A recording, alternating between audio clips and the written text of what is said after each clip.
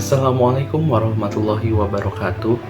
Perkenalkan, saya Muhammad Safi Sawan Ananda dari kelas 12 MIPA 5. Di video ini saya akan menjelaskan mengenai biografi Ahmad Tohari selaku penulis dari Ronggeng Duku Paruk beserta sinopsis dan amanat dari cerita Ronggeng Duku Paruk. Berikut ini adalah videonya. Biografi dari Ahmad Tohari. Ahmad Tohari lahir di Tinggarjaya, Jatilawang, Banyumas, Jawa Tengah, 13 Juni 1948, adalah sastrawan dan budaya berkebangsaan Indonesia. Ia terlahir dari keluarga santri, ayahnya adalah seorang kiai dan ibunya adalah pedagang kain. Ahmad Tohari bersekolah di SMA Negeri 2 Purwokerto. Ketika duduk di bangku SMA, Ahmad Tohari sudah memiliki ketertarikan dalam bidang tulis-menulis. Namun, Ahmad Tohari masih belum percaya diri untuk menerbitkannya, sehingga tulisannya hanya disimpan di laci meja belajarnya.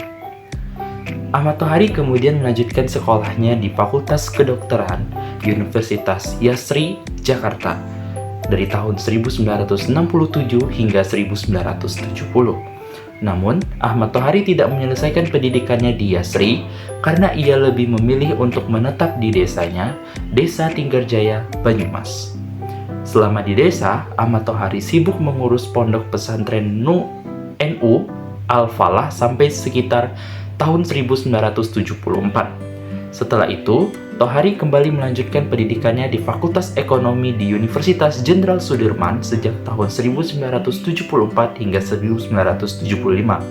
Baru 1 tahun belajar di Fakultas Ekonomi, Ahmad Tohari memutuskan untuk pindah ke Fakultas Sosial Politik sejak 1975 hingga 1976. Sesudah menjalani kuliahnya di Fakultas Sosial Politik, Ahmad Tohari harus fokus mengembangkan tulisannya. Ahmad Tohari bekerja di majalah Keluarga sejak tahun 1979 hingga 1981 dan menjadi redaktur pada Harian Merdeka, Majalah Amanah, dan Majalah Kartini. Tahun 1979, Ahmad Tohari kembali memperoleh salah satu hadiah sayembara penulisan roman yang diselenggarakan oleh Dewan Kesenian Jakarta untuk novelnya yang berjudul Di Kaki Bukit Cibalak. 2 tahun setelahnya, 1982, Ahmad Tohari kembali melahirkan sebuah karya baru, sebuah novel bertajuk Ronggeng Duku Paruk. Ronggeng Duku Paruk ini yang menjadi cikal bakal terbitnya trilogi pertama milik Ahmad Tohari. Novel kedua yang ia terbitkan sebagai lanjutan dari Ronggeng Duku Paruk adalah Lintang Kemungkus Dini Hari tahun 1985, dan yang ketiga adalah Jantara Bianglas tahun 1986.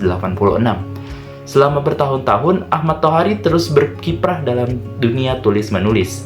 Bahkan, Ahmad Tohari juga sempat mengikuti International Writing Program di Iowa, Amerika Serikat selama 3 bulan di tahun 1990. Ronggeng Duku Paruk diangkat ke dalam film layar lebar oleh sutradara Iva Irfansyah dengan judul Sang Penari pada tahun 2011. Penghargaan yang pernah diraih oleh Ahmad Tohari adalah: yang pertama, cerpen jasa-jasa buat Sanwira mendapat hadiah hiburan sayembara kincir emas yang diselenggarakan Radio Netherlands Wereld Domroep tahun 1975. Yang kedua, novel Di Kaki Bukit Cibalak mendapat hadiah sayembara mengarang roman Dewan Kesenian Jakarta tahun 1979. Yang ketiga, novel Kubah memenangi hadiah Yayasan Buku Utama tahun 1980.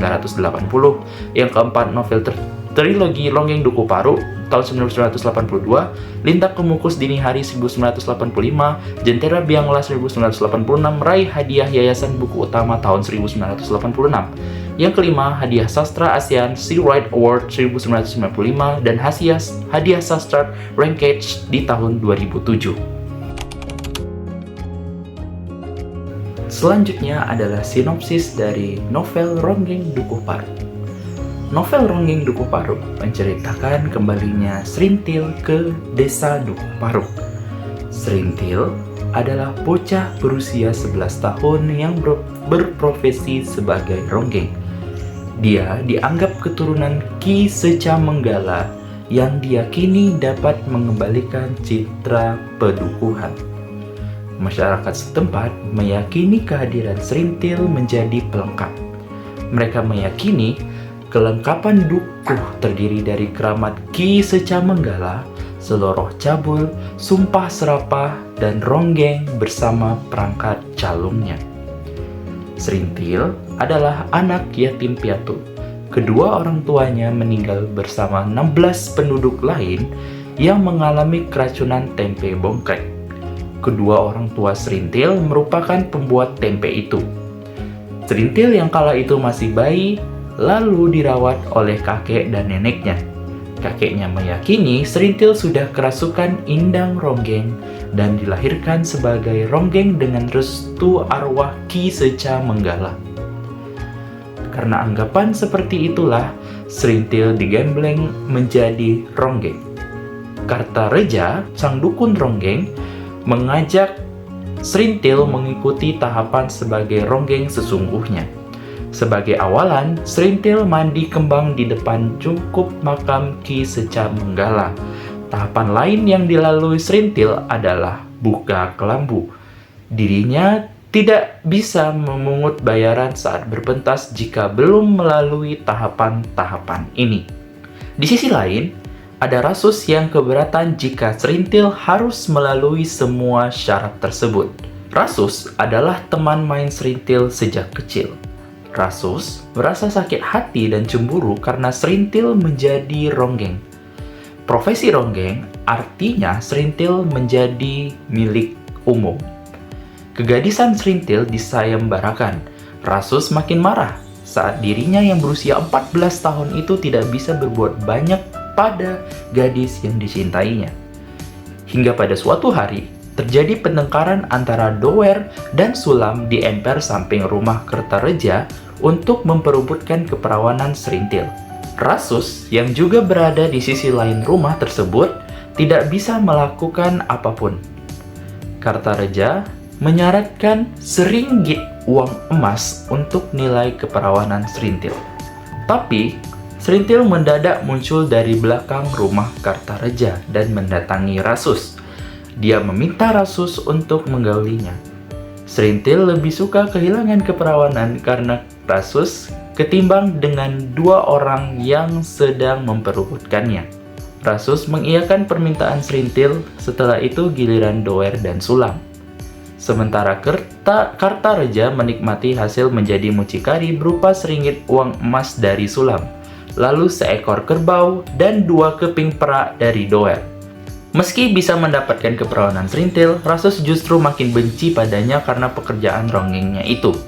Rasus pergi meninggalkan Duku Paruk dan meninggalkan sosok Serintil sebagai bayang-bayang ibunya yang telah pergi entah kemana. Serintil sempat menawarkan dirinya pada Rasus untuk dinikahi.